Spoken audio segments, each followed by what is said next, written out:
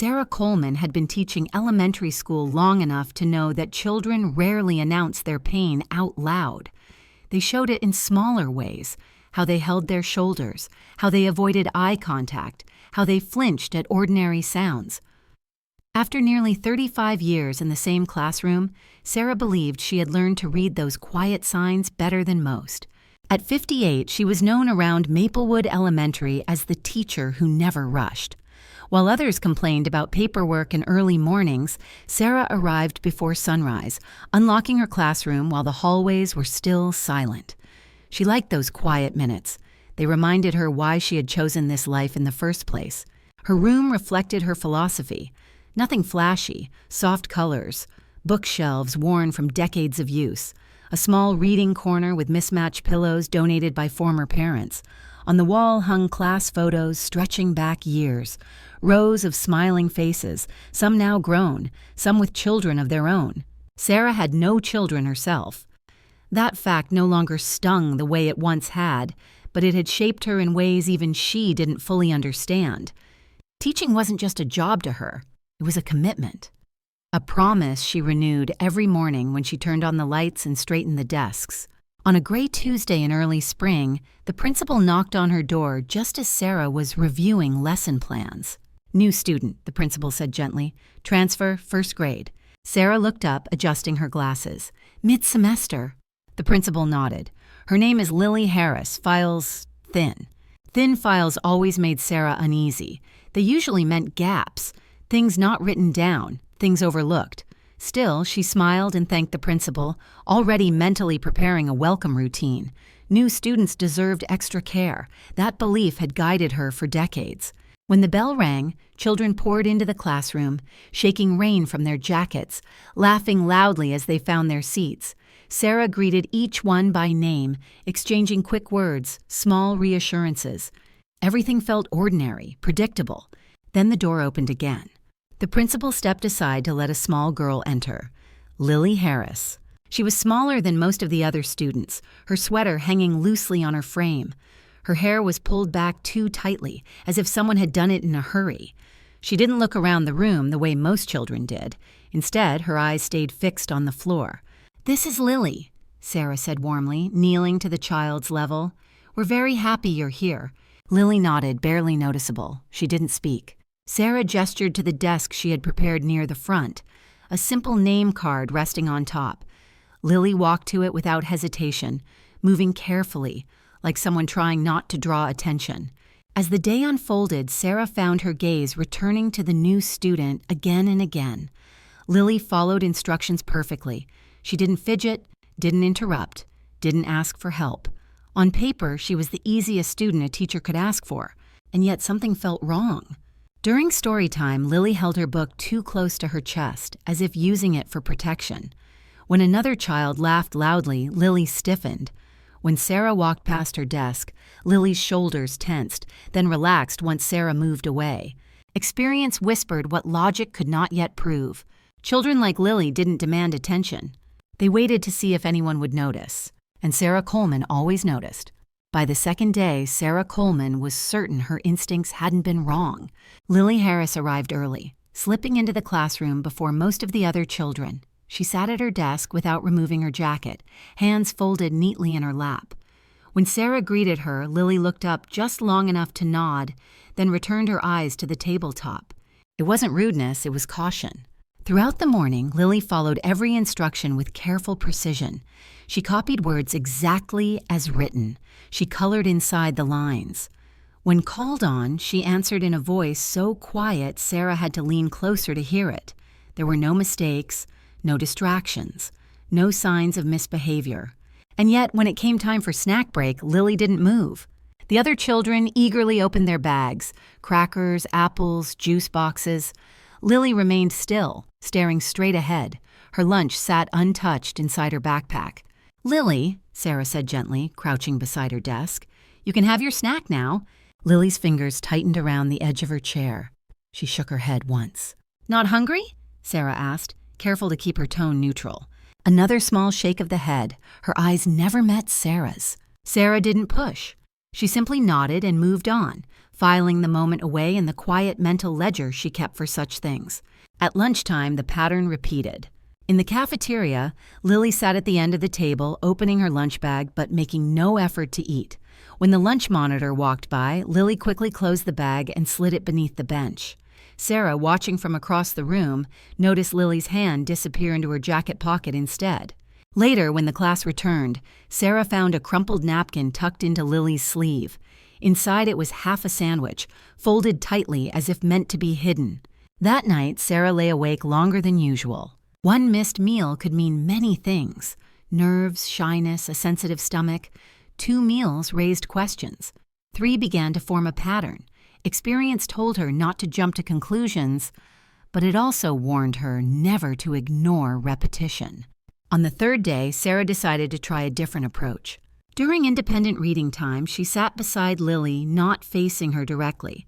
She opened her own book, creating the illusion of shared silence rather than interrogation. "I noticed you didn't eat again today," Sarah said softly, as if commenting on the weather. "Some kids feel nervous eating in a new place. That's okay." Lily's breathing slowed, her fingers twisted together. "You're not in trouble," Sarah added. "I just want to understand." For a long moment, Lily said nothing. Then, barely above a whisper, she spoke. "I'm not supposed to." Sarah felt her chest tighten, but she kept her expression calm. "Not supposed to eat at school?" she asked. Lily nodded. "Did someone tell you that?" Another nod. Sarah waited. Silence was often safer than questions. Finally, Lily whispered, "Not in front of people." The words landed heavily between them. Sarah's mind ran through possibilities. Strict rules, cultural differences, misunderstandings, but something in Lily's voice suggested fear, not discipline. "Who told you that, Lily?" Sarah asked. Lily's eyes darted toward the classroom door. Her shoulders rose, then fell. "My dad," she said. Sarah resisted the urge to react. Teachers learned early that visible alarm could shut a child down instantly. "Thank you for telling me," she said instead. "That must be hard." Lily didn't respond, but her fingers loosened slightly. That afternoon, Sarah noticed something else. When dismissal time came, Lily didn't rush to the door like the others. She waited until the room was nearly empty before standing. When her ride finally arrived, Lily's face went pale. She didn't wave goodbye. As the door closed behind her, Sarah stood alone in her classroom, staring at the empty desk near the front. Children didn't starve themselves without a reason, and rules built on fear were never harmless. Sarah knew then that whatever was happening in Lily Harris's life wasn't something that would fix itself with time. It was something that required someone to look closer. And this time, Sarah Coleman intended to do exactly that. By the end of the first week, Lily Harris had not eaten a single bite of food at school. Sarah Coleman did not announce this fact aloud, but it sat heavily in her thoughts as she moved through each day. She watched Lily carefully, not with suspicion, but with concern sharpened by experience. Hunger left traces.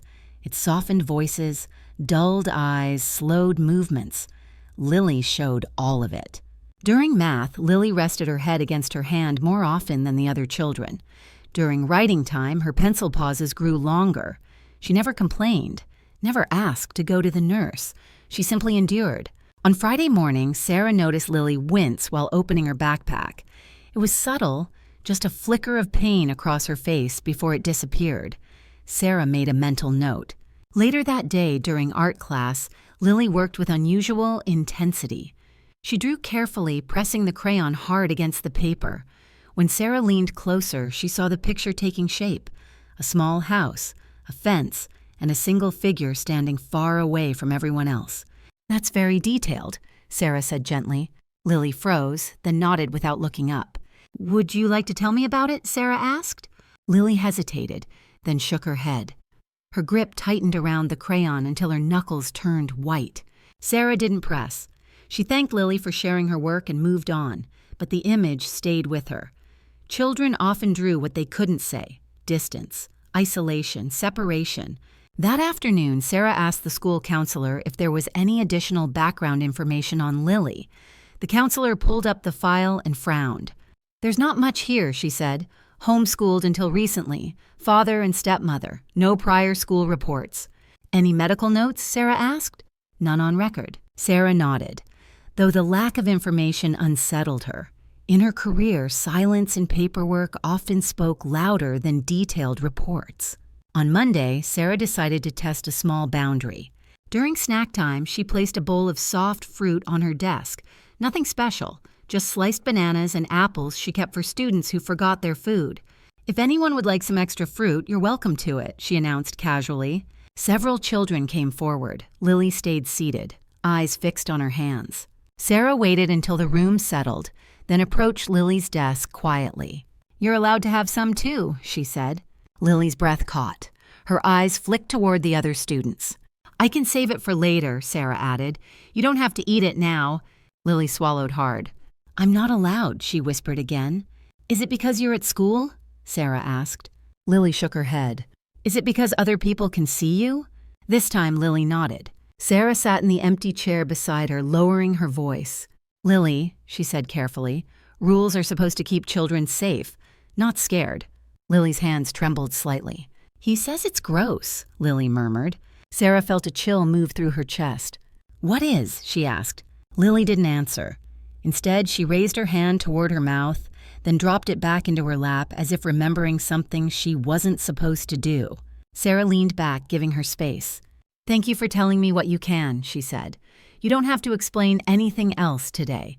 Lily exhaled slowly, as if she'd been holding her breath for a long time. That evening, Sarah stayed late reviewing mandatory reporting guidelines she knew by heart but felt compelled to read again. Nothing Lily had said crossed a clear legal threshold, yet. But the patterns were forming, the fear, the food, the secrecy. Most of all, the rule. Children didn't invent rules like that on their own. As Sarah locked her classroom and walked down the empty hallway, she thought about all the times she had nearly missed something over the years. All the moments when silence might have been mistaken for compliance. She promised herself one thing. She would not mistake Lily Harris's silence for safety. Not this time. By the middle of the second week, Sarah Coleman no longer needed instinct to tell her something was wrong. The evidence was everywhere. Quiet, scattered, easy to miss if you weren't looking closely. Lily Harris moved through the school day like someone carrying an invisible weight. Her steps were careful. Her movements economical, as if she had learned long ago that taking up too much space could be dangerous. Sarah began noticing how Lily reacted to ordinary things. When another child accidentally bumped into her in line, Lily flinched hard enough to stumble. When a substitute teacher raised her voice to quiet the class, Lily's hands flew to her ears before she caught herself. During fire drill practice, while the other children groaned and laughed, Lily turned pale and stood frozen until Sarah gently guided her outside. "Deep breaths," Sarah whispered, keeping her hand light on Lily's shoulder. Lily obeyed immediately, too immediately. That obedience worried Sarah more than defiance ever could. One afternoon, as the class worked quietly on spelling worksheets, Sarah noticed Lily rubbing her jaw. Not dramatically, just a small, repeated motion, as if trying to soothe a persistent ache. When Sarah passed by her desk, Lily dropped her hand at once. "Does something hurt?" Sarah asked softly. Lily shook her head, eyes fixed on the paper. Sarah didn't argue. She simply pulled a chair nearby and sat, pretending to organize supplies. Out of the corner of her eye, she saw Lily press her lips together, her breathing shallow. Pain, Sarah knew, often hid behind discipline. That evening, Sarah called the school nurse and asked if Lily had come in for any complaints. The nurse checked the log. "No visits," she said. "Nothing reported." Sarah thanked her and hung up, the unease settling deeper. Children who were hurt usually sought help, unless they had learned that asking made things worse. On Thursday, Sarah decided to create a quieter moment. After the other students left for recess, she asked Lily to stay behind under the pretense of helping tidy the reading corner. Lily complied without question, kneeling carefully to stack books. "You're very helpful," Sarah said. Lily shrugged. "It's better to be useful." The words slipped out before Lily could stop them. Sarah froze for just a second. "Better than what?" she asked gently. Lily's hands stilled, her shoulders tensed. She didn't answer. Sarah let the silence stretch. Outside, children's laughter drifted in through the open windows, sharp and carefree. Inside, the room felt heavy. "You know," Sarah said quietly, In this classroom, you don't have to earn your place. You already belong." Lily swallowed. Her eyes stayed on the floor. After a long pause, she whispered, "At home there are rules." "What kind of rules?" Sarah asked. Lily hesitated, then spoke quickly, as if afraid the words might be taken back. "Rules about food, rules about noise, rules about making messes." She stopped, then added, almost as an afterthought, "Rules about chewing." Sarah felt her pulse quicken. "What happens if the rules are broken?" she asked. Lily's fingers curled into her sleeves. "People get mad," she said, "and mad means—" Her voice trailed off. Sarah didn't push her to finish. The unfinished sentence told her enough. That night, Sarah sat at her kitchen table long after dinner, staring at her phone. She knew the responsibility that came with what she was learning. She knew the weight of being wrong, and the far greater weight of being right and doing nothing. Mandatory reporting laws were clear, but they were built on proof, on statements, on visible harm. What Sarah had was fear, patterns, a child who hadn't eaten in over a week, and a growing certainty that waiting any longer could mean failing Lily in a way she might never recover from. The next step, Sarah knew, would change everything, and once she took it, there would be no going back. Sarah Coleman chose her moment carefully. It was the end of the day, when the classroom had emptied and the hallways were quiet again. Lily Harris sat at her desk, backpack already zipped, waiting exactly where she had been told to wait. Her feet didn't swing like the other children's often did. They stayed planted on the floor. "Lily," Sarah said gently, "would you like to help me with something before you go?" Lily nodded at once. Sarah guided her to the reading corner, away from desks and doors, where the space felt softer and less formal. She sat on the low chair meant for students and waited until Lily settled onto the beanbag across from her. "You're not in trouble," Sarah said immediately. "I just want to check on you." Lily's hands twisted together in her lap. "I've noticed you haven't been eating," Sarah continued. "Not snacks, not lunch. And I'm worried." Lily's eyes flicked toward the door. "Nothing bad is going to happen because you talk to me," Sarah said calmly. "I promise." The word promise seemed to catch Lily's attention. She swallowed hard. "He said I shouldn't," Lily whispered. "Who said that?" Sarah asked, though she already knew. "My dad." "And what did he say would happen if you ate?" Sarah asked. Lily hesitated for a long time. When she finally spoke, her voice was barely sound at all. "He said people would see." "See what, sweetheart?" Sarah asked. Lily lifted one hand toward her face, then dropped it again. Her breathing grew quick and shallow. "I don't like my mouth," she said. Sarah leaned forward slightly, keeping her movements slow. "Why not?" Lily squeezed her eyes shut. "Because chewing hurts, and because he says it's disgusting." Sarah felt a cold heaviness settle in her chest. "Did something happen to your mouth, Lily?" she asked gently. Lily didn't answer. Instead, she reached up and pressed her lips together tightly, as if sealing them shut. Sarah waited. Silence filled the space between them. She knew this moment mattered, that pushing could make Lily retreat forever. "I won't be upset," Sarah said quietly. "I won't be angry, and I won't think you're disgusting, I promise." Slowly, cautiously, Lily opened her eyes. She studied Sarah's face, searching for something: revulsion, shock, judgment. Finding none, she made a decision. With trembling fingers, Lily parted her lips. Sarah had taught thousands of children. She had seen dental issues, injuries, accidents, but nothing prepared her for what she saw in that instant. Lily's mouth was nearly empty. Several teeth were missing entirely. Others were worn down unevenly, darkened at the edges. Her gums looked swollen and tender, as if they had been injured more than once. There was no sign of recent dental care, no protective work, no explanation that fit innocence. Sarah forced herself to breathe. "Oh, Lily," she said softly, keeping her voice steady despite the shock roaring inside her. "Does it hurt?" Lily nodded. "Every day," she whispered. "Did you see a dentist?" Sarah asked. Lily shook her head quickly. "No, he said dentists lie." Sarah's hands clenched in her lap. "What happened to your teeth?" she asked. Lily's voice cracked. "He said I bite when I'm bad, so he made sure I couldn't anymore." The words landed like a blow. Sarah didn't cry, not yet. She knew Lily was watching her closely, measuring every reaction. "You did nothing wrong," Sarah said firmly. "Nothing. Do you hear me?" Lily's eyes filled with tears. "I tried to be good," Sarah reached out slowly, stopping when Lily stiffened. When Lily didn't pull away, Sarah rested her hand lightly over Lily's. "You were always good," Sarah said, "and what happened to you was very wrong." For the first time since she'd entered the classroom weeks ago, Lily began to cry, silent, shaking tears that carried far more than fear. Sarah stayed with her, grounding herself in calm words and steady presence. But inside, something fierce and irreversible had ignited. This was no misunderstanding, no strict parenting, no cultural difference. This was abuse, and Sarah Coleman knew, with absolute certainty, that the next thing she did would change both of their lives forever. Sarah Coleman did not hesitate. The moment Lily's tears slowed and her breathing steadied, Sarah knew that silence was no longer an option. Whatever fear Lily carried, whatever consequences waited beyond the classroom door, none of them outweighed what had already been done. "Lily," Sarah said calmly, "I need to make sure you're safe." Lily's head snapped up.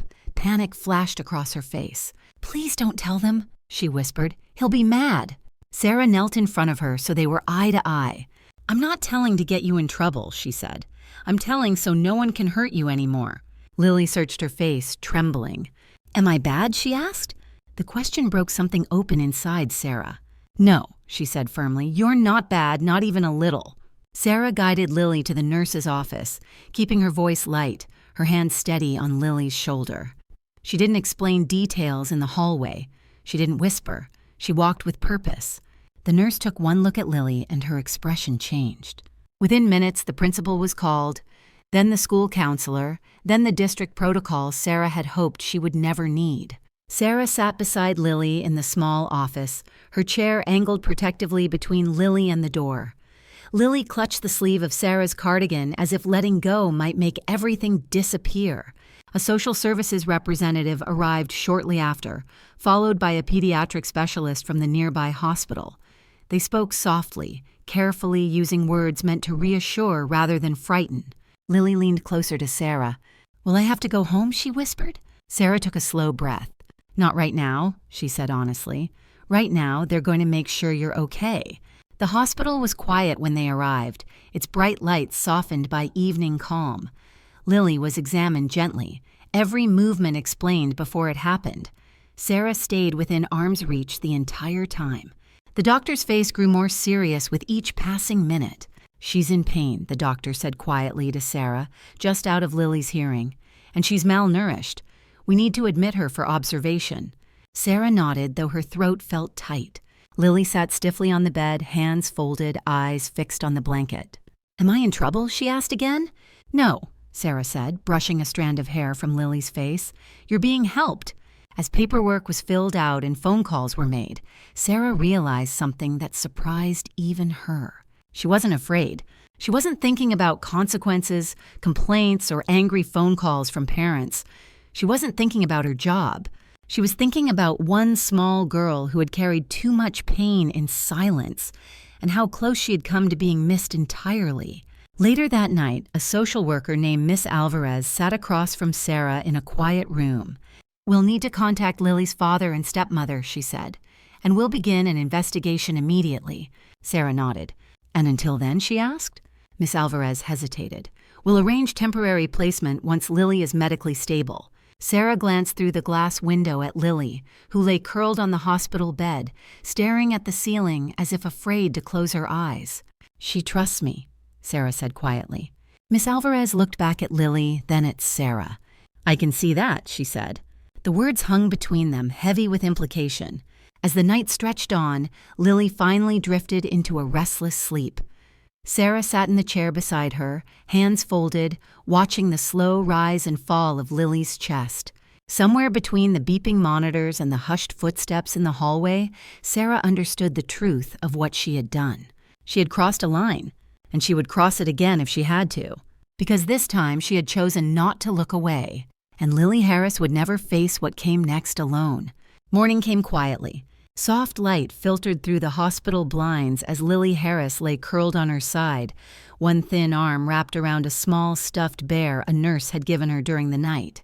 Sarah Coleman stirred in the chair beside the bed, her body stiff from hours without sleep, but her attention instantly sharp the moment Lily shifted. "You're still here," Lily whispered. Sarah smiled gently. "I told you I would be."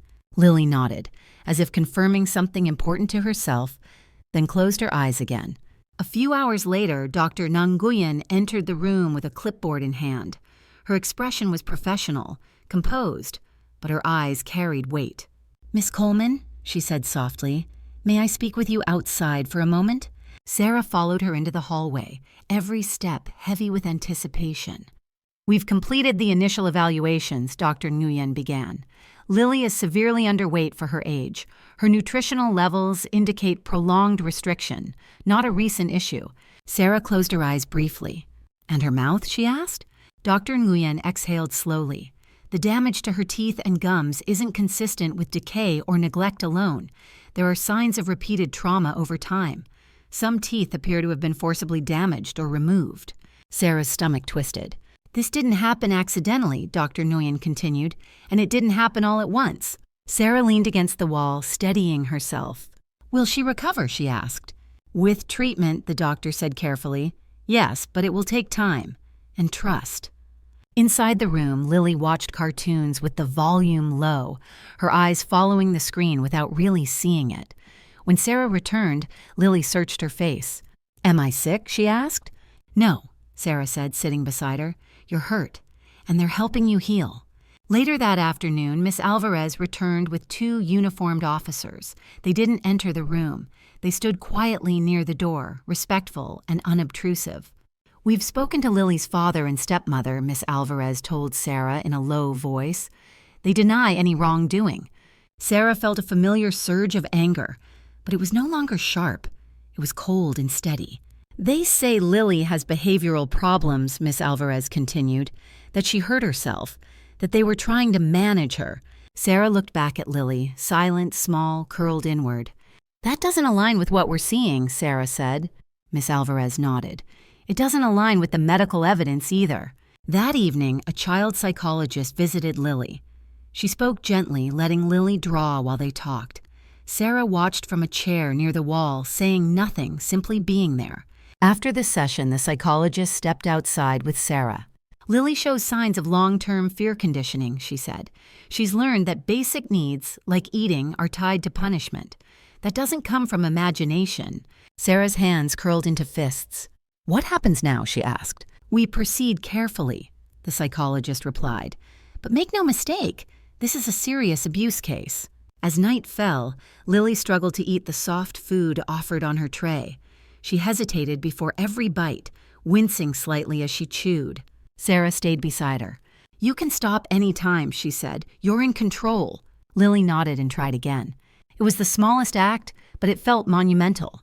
Later, when the room grew quiet again, Lily turned to Sarah. "Are they going to be mad?" she asked. Sarah met her gaze. "They don't get to decide anything right now," she said. "You're safe." Lily considered this, then asked something Sarah hadn't expected. "Do I have to go with strangers?" Sarah's chest tightened. "I don't know yet," she admitted honestly, "but I won't let you disappear." Lily reached out and took Sarah's hand, her grip tentative but deliberate. In that moment, Sarah understood something with painful clarity. The truth was no longer hidden. The system had seen it. The doctors had confirmed it. The rules had been broken in ways no excuse could erase. But the most important truth was this: Lily Harris had finally been believed, and that belief was the first real step towards saving her. Lily Harris stayed in the hospital for 3 more days. They were quiet days, marked not by emergencies but by small routines. Meals brought at regular times, nurses who explained every step before touching her, doctors who spoke softly and waited for permission. For Lily, this predictability was unfamiliar. Safety, it seemed, was something she had to learn piece by piece. Sarah Coleman was there every morning and every evening. She brought clean clothes, a storybook, and a small blanket from home. She sat beside Lily during meals, not urging her to eat, only reminding her that the food would stay as long as she needed it to. The first time Lily finished a full bowl of soup, she looked up in disbelief. "I didn't get in trouble," she said quietly. "No," Sarah replied. "You did exactly what your body needed." Lily thought about this as if it were a complicated idea. On the fourth morning, Miss Alvarez returned with paperwork and a careful smile. "We've arranged a temporary placement," she said, pending further review. Lily's fingers tightened around the edge of the blanket. "Where?" she asked. Miss Alvarez glanced at Sarah before answering. "With someone you already know." Lily followed her gaze. Sarah felt her heart pound, but her voice stayed calm. "If you want," she said gently, "you can stay with me for a while." Lily didn't speak right away. She studied Sarah's face the same way she had that first afternoon in the classroom, searching for signs she had learned to fear. "Just for a while?" Lily asked. "Yes," Sarah said, "until the grown-ups figure out what comes next." Lily nodded slowly. That afternoon, Lily left the hospital holding Sarah's hand. She carried a small backpack the nurses had filled with essentials and clutched her stuffed bear tightly to her chest. Sarah's home was modest and quiet. No loud voices, no sudden rules. Sarah showed Lily the spare bedroom, a small space with a neatly made bed, a nightlight shaped like a star, and a shelf of books. "This is yours," Sarah said. Lily stood frozen in the doorway. "All of it?" she asked. "All of it," Sarah confirmed. That night, Lily didn't want to sleep in the bed. She curled up on the floor beside it instead, blanket pulled tightly around her shoulders. Sarah noticed but didn't correct her. She sat on the edge of the bed and read aloud, her voice steady and low. Halfway through the story, Lily shifted closer, inch by careful inch, until her shoulder brushed Sarah's leg. "Is it okay if I eat later?" Lily asked suddenly. "Yes," Sarah said without hesitation. "What if I'm not hungry yet?" "That's okay too." "What if I'm hungry again?" Sarah smiled. "Then we'll get more." Lily absorbed each answer as if committing them to memory. In the days that followed, Lily's world expanded slowly. She learned that the refrigerator wasn't locked, that snacks didn't disappear as punishment, that voices could be raised in laughter without meaning danger. She learned that Sarah knocked before entering her room and asked before touching her shoulder. Most importantly, Lily learned that she didn't have to watch every word. One evening, as they sat at the kitchen table drawing together, Lily spoke without looking up.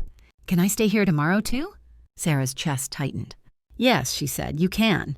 Lily nodded, satisfied.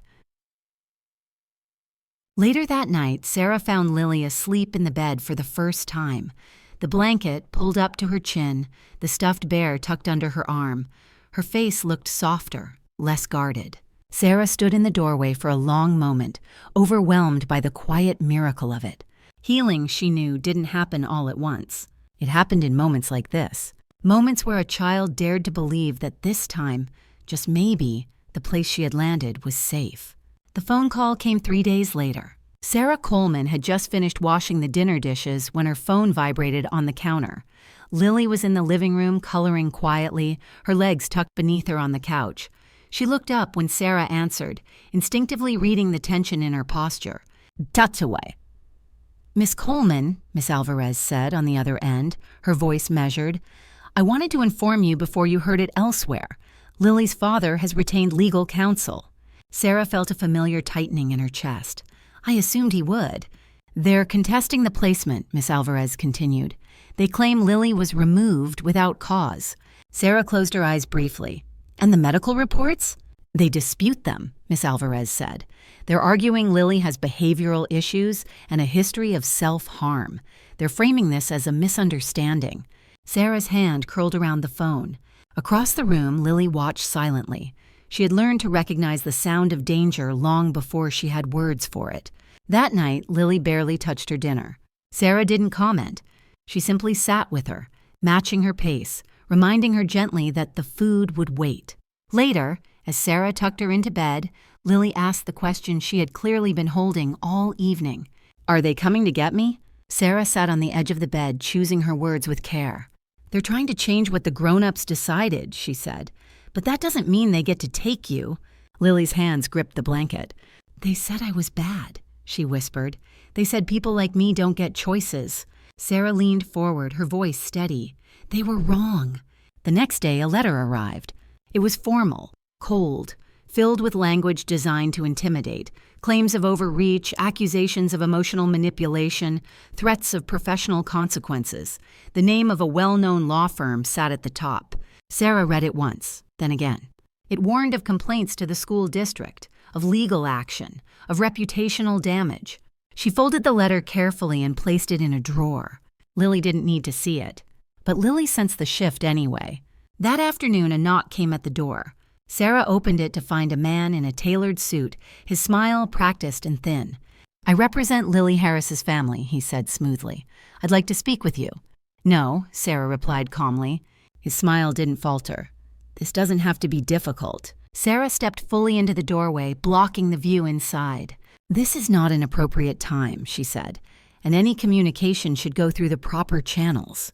The man's eyes flicked past her toward the living room. "Lily deserves to be with her parents," he said, "not a well-meaning stranger." Sarah felt anger rise, but she held it in check. "She deserves to be safe," Sarah said. "Now please leave."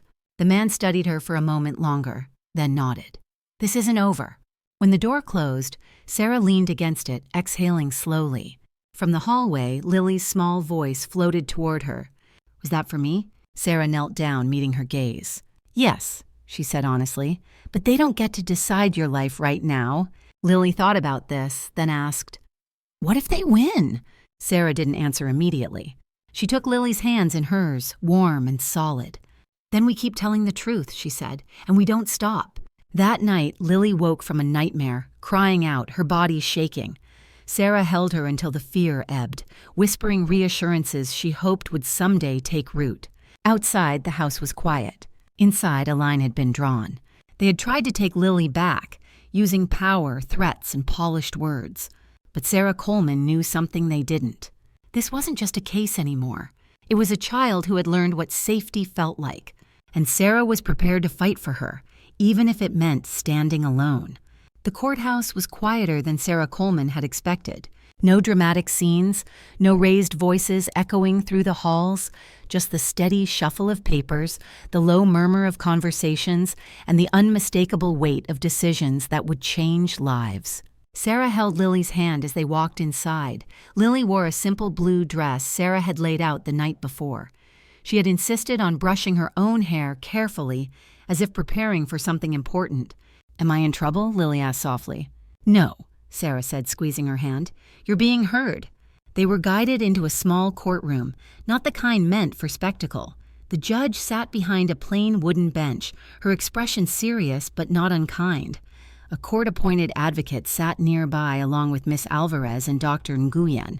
Across the room, Lily's father and stepmother sat beside their attorney. They did not look at Lily. The proceedings began slowly. Medical reports were entered into record. Dr. Nguyen spoke clearly without embellishment, explaining the extent of Lily's injuries and the timeline that made accidental causes impossible.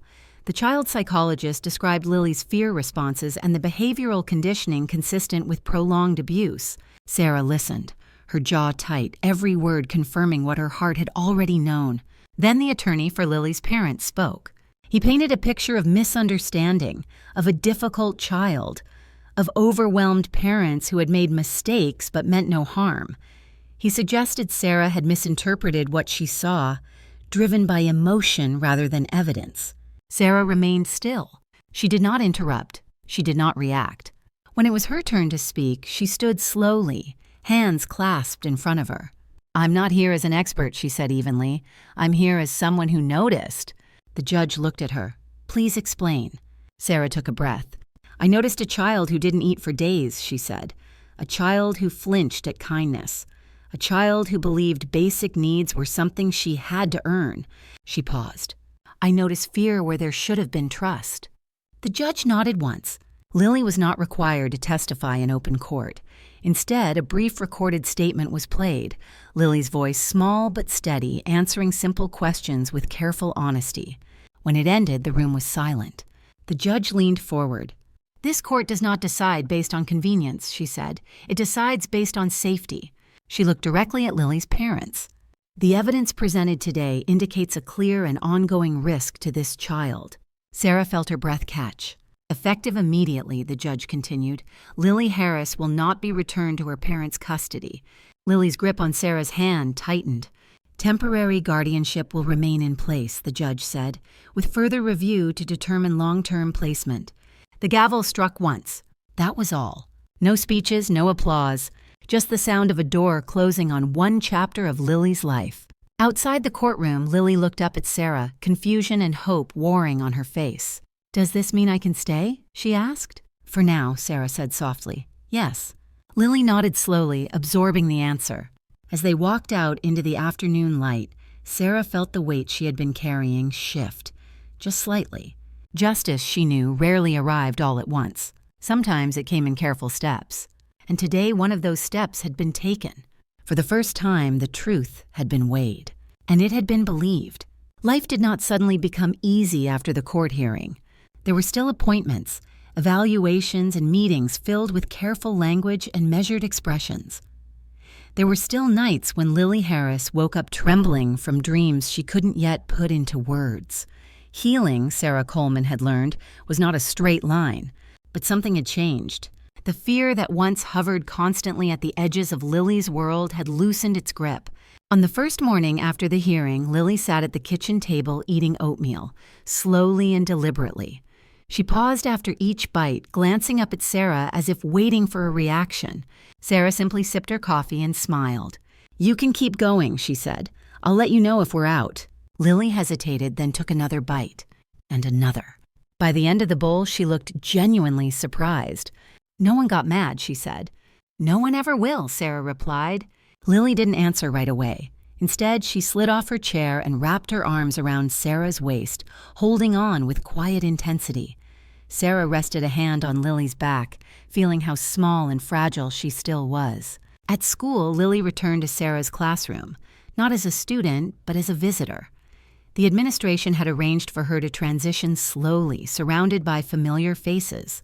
She sat at a desk near the window, drawing while the other children worked. When the lunch bell rang, Lily stiffened instinctively. Sarah noticed.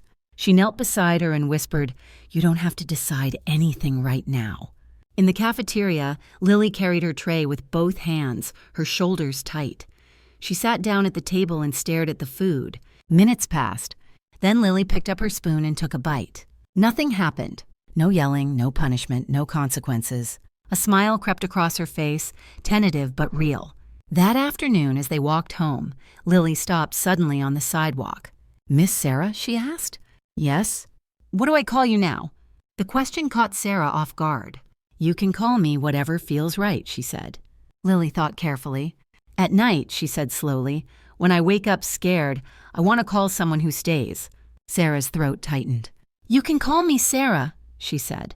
"Or, you can call me what feels safe." Lily nodded. That night, as Sarah tucked her in, Lily whispered, "Can I call you Mom?" The word hung in the air, fragile and heavy. Sarah didn't answer immediately. She sat on the edge of the bed, choosing honesty over impulse. "You can," she said softly, "if that's what you want." Lily smiled, a full smile, unguarded and bright. "Okay," she said, "Mom." Something inside Sarah broke open then, quietly and completely. In the weeks that followed, Lily began to change in ways both small and profound. She laughed more. She spoke up when she needed something. She asked questions about everything. One evening, as they folded laundry together, Lily looked up and said, "I think I'm allowed to be happy now." Sarah paused, then nodded. "Yes," she said, "you are." That night, Lily fell asleep quickly, her breathing steady, her body relaxed beneath the covers. Sarah stood in the doorway longer than usual, watching her chest rise and fall. For the first time since she'd met Lily, Sarah felt a sense of certainty settle into her bones. This wasn't just temporary safety. This was the beginning of something lasting. And Lily Harris at last was starting to believe it too. 6 months later, autumn arrived quietly. Leaves gathered along the sidewalks outside Sarah Coleman's house, and the air carried the faint chill of change. Inside, the kitchen smelled like warm bread and cinnamon. Lily Harris sat at the table, her feet swinging freely now, coloring a picture she planned to hang on the refrigerator. "Is this too many leaves?" she asked. Sarah glanced over. "I don't think you can ever have too many." Lily smiled and added another. Life had settled into something gentle, not perfect, never perfect, but steady. Lily attended therapy twice a week.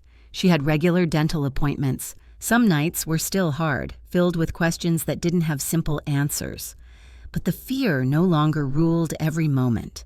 One afternoon, Sarah received the call she had been preparing for and dreading at the same time. The judge's decision was final. Lily would not be returned to her father or stepmother. Their parental rights were terminated pending criminal proceedings. Long-term guardianship was granted to Sarah, with the option of adoption if she chose to pursue it. Sarah hung up the phone and sat quietly for a long moment. Lily noticed at once. "Is it bad news?" she asked, her voice careful. "No," Sarah said, kneeling beside her. "It's the kind of news that changes things." "Do I have to pack?" Lily asked, instinct returning for just a second. Sarah placed her hands gently on Lily's shoulders. "No," she said firmly, "you're home." Lily blinked. "Forever?" Sarah nodded. "Forever." Lily didn't jump or shout. She simply leaned forward and pressed her forehead against Sarah's shoulder, breathing slowly as if her body needed time to believe what her ears had heard. That evening, they took a walk through the neighborhood. Lily kicked leaves into the air, laughing when they fell back around her. She ran ahead, then stopped, turning to make sure Sarah was still there. Sarah always was. Later, tucked into bed, Lily grew quiet. "Mom?" she asked. "Yes, sweetheart. Do you think if you hadn't noticed me, I would still be there?" Sarah swallowed. "I think," she said carefully, "that sometimes kids wait a long time for one person to see them. And sometimes that person shows up just in time." Lily considered this. "Then I'm glad you looked," she said. Sarah smiled, brushing Lily's hair back from her face. "So am I." After Lily fell asleep, Sarah stood in the doorway, listening to the steady rhythm of her breathing. The room was filled with small signs of life. Books on the shelf, drawings on the wall, a nightlight casting a soft glow across the ceiling. This house had once been quiet in a lonely way. Now it was quiet in a peaceful one. Sarah thought about the life she had almost lived. Retirement plans, empty mornings, memories instead of moments. And she thought about the life she had chosen instead. A child who needed someone to stay. A family built not by blood, but by courage and choice. Before turning off the lights, Sarah whispered the truth she had come to understand. Family isn't who you're born to. It's who notices when you're hurting, who believes you when you speak, and who refuses to look away. And for Lily Harris, that made all the difference.